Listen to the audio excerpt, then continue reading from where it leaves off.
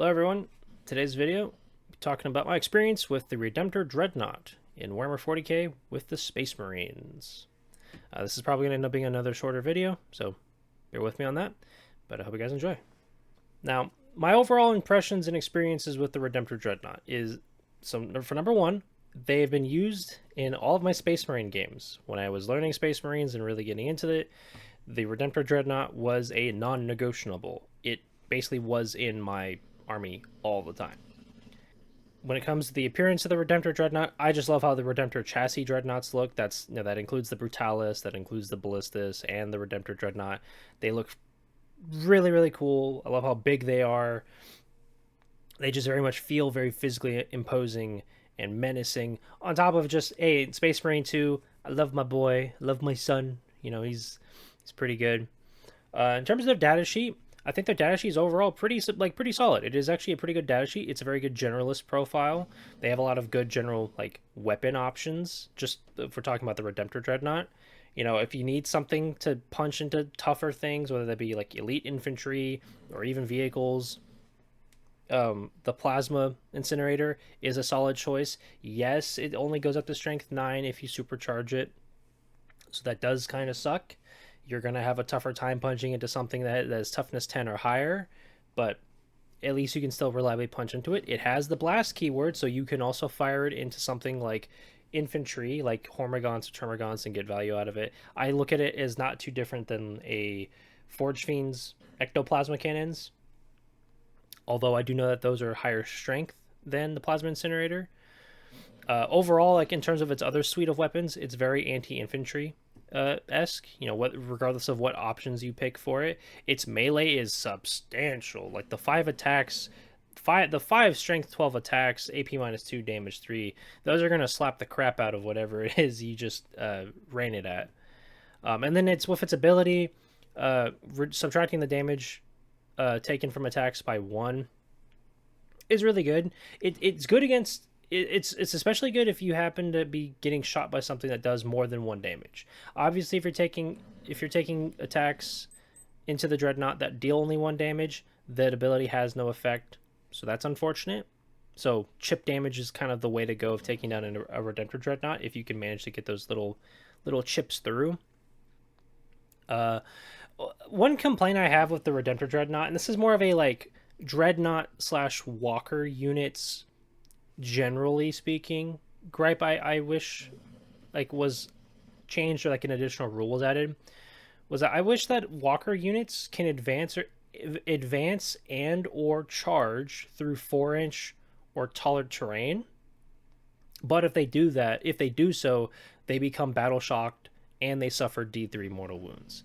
I think that that's ultimately would be a really nice little rule addition to Walker units, period. Like, that affects Wraiths, that affects, Mega Knobs, I believe, from the Orcs. I think it would affect the Sentinel Walkers from the Guardsmen. It, of course, would affect Dreadnoughts. It would affect Hellbrutes.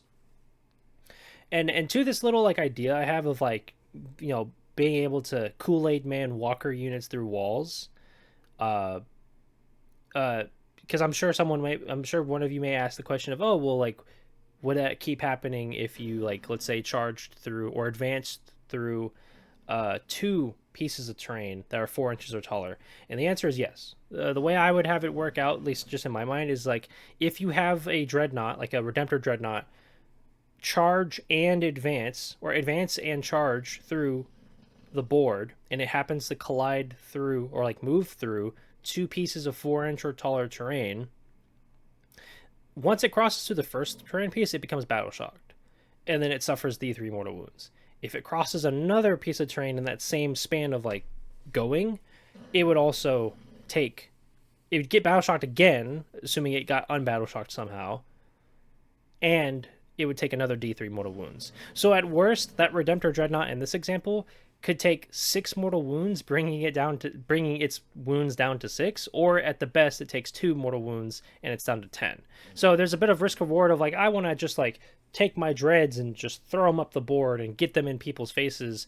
You do that, but you risk taking a lot of self-inflicted damage and not being able to target them with stratagems like being able to use tank shock, which would very much make like when you take a Brutalis Dreadnought or even a Hellbrute and throwing them up the board like that really makes it like think and be like, like, do I really want to do that? Is it worth doing this to kind of take a Dreadnought and use it as like a sacrificial lamb that could just blend something? But with that, guys, that'll be the end of my little thoughts, my video, my little thoughts on the Redemptor Dreadnought, how I really do really like them. I've had nothing but good times with them. Feel free to let me down in the comments what your experience has been with them, with the Redemptor Dreadnought. Have you had a good time using them as Space Marines, regardless of chapter? How have your experiences been dealing with Redemptor Dreadnoughts if you happen to fight them on a somewhat frequent basis? Let me know in the comments if how that's been. Let me know in the comments if you'd like to see more content like this in the future. And to that end, liking and subscribing does go a long way to help me know that, hey, you guys, people who come by and watch and listen to this, wherever you may be doing, are interested in hearing this, interested in hearing my little thoughts or ideas or harebrained suggestions. But with that, guys, that'll be the end of this video.